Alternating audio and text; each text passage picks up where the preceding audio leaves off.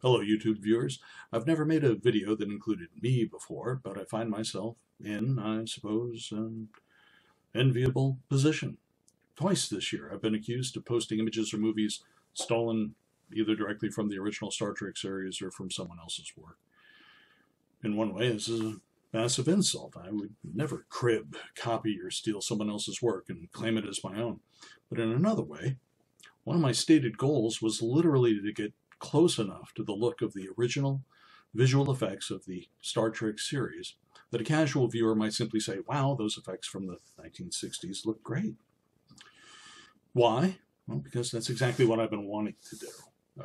Star Trek is my favorite series of all time, and I know a lot of people out there like Star Wars better than Star Trek, and I do have Lucasfilms to thank for one thing in particular. I saw Star Wars when I was about 11, the year it came out, and a lot of people call it Episode 4 now. But when it originally came out, the title was Star Wars. That's it. Anyway, several years later, it was reissued in theaters, and I think this was 1981 release. And that's where they changed the title. For the first time, it was called A New Hope. Anyway, there was a documentary that was shown shortly after the release about how the original film had deteriorated pretty badly and required cleaning. And this cleaning was done digitally before the reissue of the movie. And that got me thinking, why couldn't they do that with Star Trek, the original series?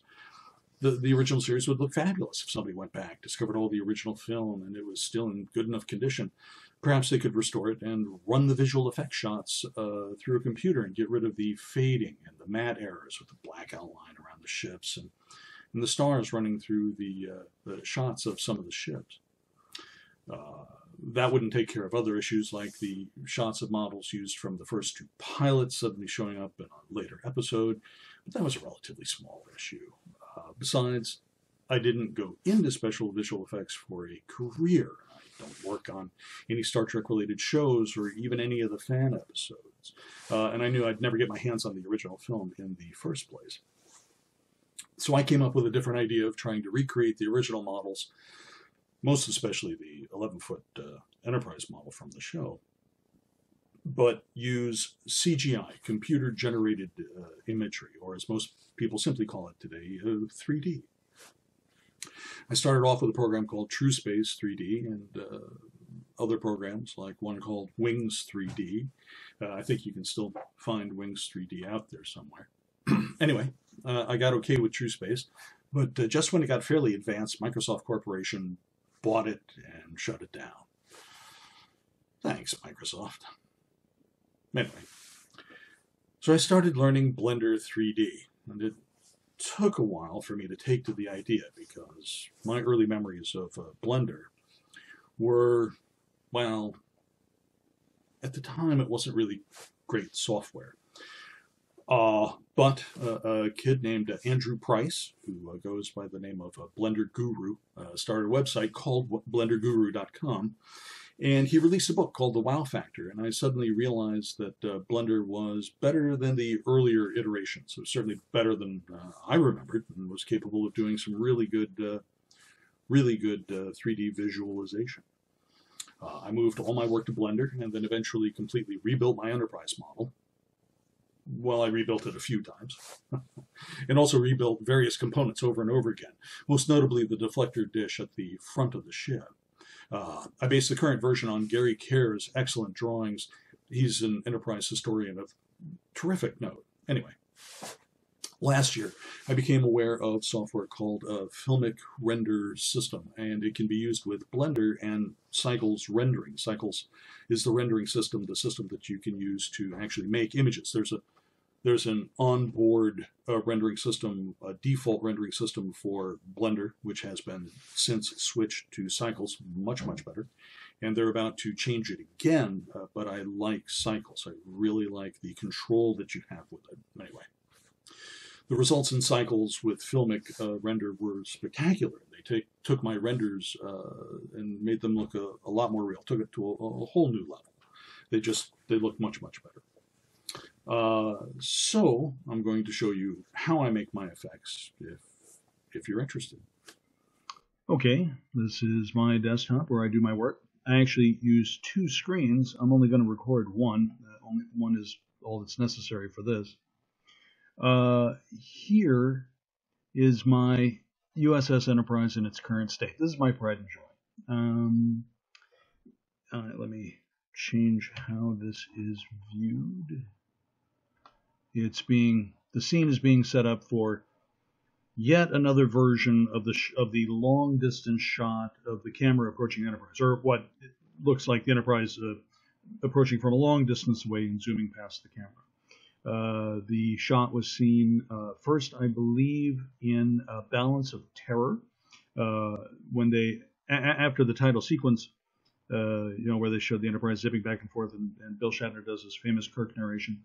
When you come in and they actually showed the title for the episode, it's a distant shot of stars going past the camera. Then when the titles go away, the Enterprise slowly comes into view and zips past the camera. That shot was later reused as the actual opening shot for the Doomsday Machine. It's my favorite shot of the ship. And I keep tweaking my efforts at it, but this version of the model is actually lit to be seen from underneath. Now, as I said before, the impetus for this particular video was that people were stating, a couple of people did not believe that my work was my work. And one guy wanted me to make a video that proved it to him. Well, I'll do that, but not the way he wants. I'm not going to insert flying saucers or my name flying around the USS Enterprise. Plus, I don't go running after people saying, believe me, believe me. But I can use this as a little bit of teaching time to show how I get my results. So this is the model that I built. You're looking at what's called wireframe view. And I've actually built, 12 or 13 of these attempts at the ship over time, trying to get it to look a little more like the original 11-foot model that was used in the 1960s to film Star Trek. That's my favorite model, the 11-foot version. My favorite version of the model is the version that was used to film season 2, and that happens to be the last time that the 11-foot model was used for filming. All the shots in season 3 of Star Trek were actually all reused from the 2 pilots in seasons 1 and 2. Anyway, this wireframe shot can be shown as solid, except that I've got it in a box. I'm going to have to change the camera here. Let's see. Matter of fact, let me go to the camera view. There we go. And I will. Matter of fact, let's add another one here. The camera, and I'm going to jump to that camera, grab Y, and push it back. Okay, so that's as far as we can go. Otherwise, you get outside my light box. I could actually do a tutorial on that at some point, but that's what my model looks, just as solid. Now, I'm sorry, that's not solid. This is solid. This is with my textures on it, so there's a slight change. And then textures and materials takes a little longer to render, so I'm going to show you that. But that also includes the materials on the lights around the ship, and you see stuff bouncing off the box, because that's not how I actually make my images. How I make my images is much more like this. I'm going to go to a rendered view. That takes a little while to put together, but you can see why it's well worth it. I've got some tricks that I'm using, and you can see that the top of the saucer section is actually fairly dark, and so is the back, like the impulse engine. But that's because in the shot that I'm going to use this for, you don't see that, so I don't bother lighting for it. In any case, you'll also notice that the bright wall and back of my model is gone. This is what's called an alpha image if I was to render it out, but this isn't really what I wanted to show you. Hang on one second. We'll go back to seeing everything as a wireframe for a moment. I'm going to jump to this, I think. Yeah, okay. So this is kind of how the model is supposed to be viewed. And this would take about 8 minutes to render. So I'm going to start the render. And what I'm going to do is I'm going to pause, and I will come back in about 8 minutes and show you what this looks like, what this will look like. Now, for you, this is going to be very quick. It's not going to be 8 minutes. I'll be right back. It has not quite been 8 minutes yet, but we are approaching the 8-minute mark. About a half a minute left. And we've got, actually, it's going to be more than 8 minutes. Look at that. We've got about 4 minutes left to render. It's just finishing up on the spot. But you can see from this an awful lot about what makes my model unique.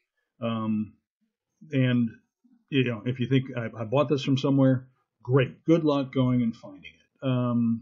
Because I built this thing from the pixel up. All those textures are mine. And I'll even take you to a couple of websites where I gave away the previous version of my model, and I gave it to I put it up on my forum, and a couple of artists have actually used my last version for making their own pictures, and I'll be happy to show you that in a minute. All right, we are getting close, and there, bang, we are done. Now, when I render out any single image or a movie, I tend to do things in stages. So this is just the Enterprise model lit and rendered. And the reason why the background looks funky is, number one, I'm doing this in old 4:3 screen ratio because, again, my stated purpose for actually having built this model in the first place is so that I can replace the special effects in one or two of the old episodes, or make renders that look like the original 11-foot model. And I do them in stages. So I render the ship, and then this funky-looking background with the different kind of gray, light gray and dark gray squares is actually indicative of what's called an alpha texture. So I do all my renders as PNG files with an alpha so that I can layer the images. And I can actually control each layer and the total image when I'm done. So this is how I do it. But if somebody still doesn't believe that this is my model, I'm actually going to show you one of my effects sequences. One guy commented on YouTube that he didn't believe that I made the model, the sequence, the movie that I had put up lately, including with old alien ships. Well, I think what he was referring to was a shot that I did from the Corbomite maneuver. I did it to see if I could duplicate it, if I could make a copy of that sequence and make it look fairly similar to the original TV show. So I'll show you that next. So this is fine. This is the model in its current state. I don't even need this rendered because this is not how I'm going to finish things. I'm going to do it with a slightly different camera angle. But we're going to get out of this.